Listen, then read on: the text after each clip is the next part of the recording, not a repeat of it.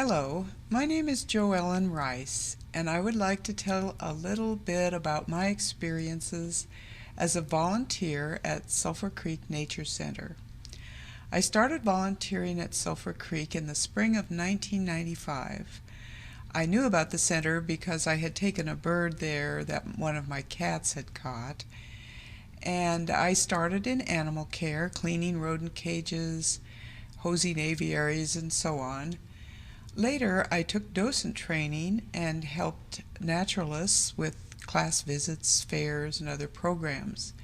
Here, I learned some of the basics of bird handling, talking about animals, preparing programs, using various animals with different groups. And at some point in my stay there, a woman named Elaine Friedman began volunteering on the same shift as I, who is an expert in corvids, the birds in the raven, crow, jay family. She talked me into learning how to handle one of the resident ravens, a bird which had never been worked with and was fairly wild, even though he had been a resident at Sulphur Creek for several years by then. Gandalf is one of two and ravens, thus began a friendship at the center. The other, Merlin, was not at that time fitted with the bracelets, which are leather bands with grommets for the leashes that go around the bird's legs. Now, ravens are thought to be one of the most intelligent bird species, and people who work closely with them do develop close ties. These birds seem to respond to the human voice almost the way pet animals do, but they never lose their wildness, and with their heavy beaks are rather intimidating at first. So I began by going into the raven aviary and just talking to them. I found some Native American stories about raven, and I read those to the birds. I talked about everything and anything. I began to play little games with them. They like to have toys around, and we'll try to get food hidden in various ways.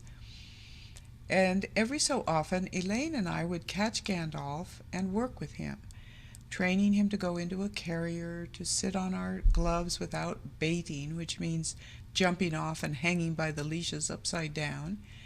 He got pretty good at it, and he would allow me to hold him, to gently scratch around his head the way ravens do to each other.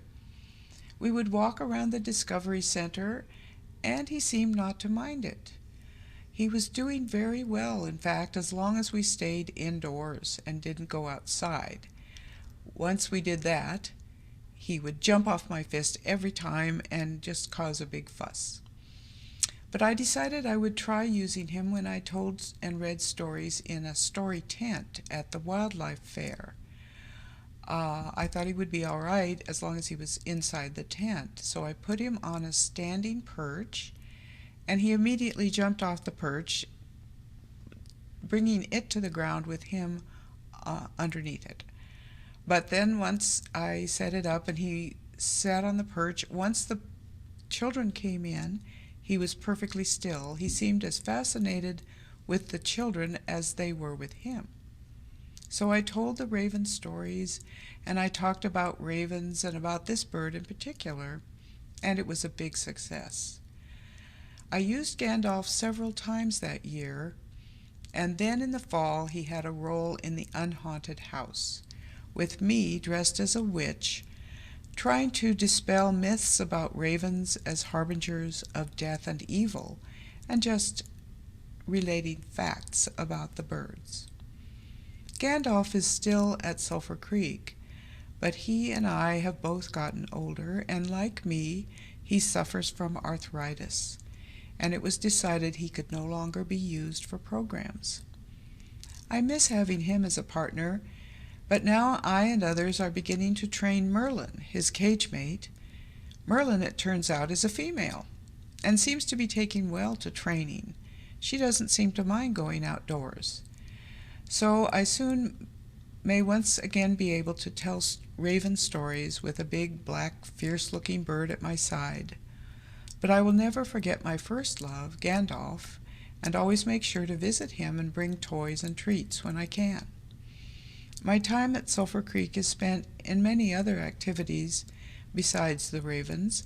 I spend one morning a week working in animal care, and one morning working in the native plant garden there, and helping in any other way that I can, because I love my time at Sulphur Creek. I love the whole area there. I love the people I have met and made friends with, and I find it fills a need in my life to be connected to the natural world.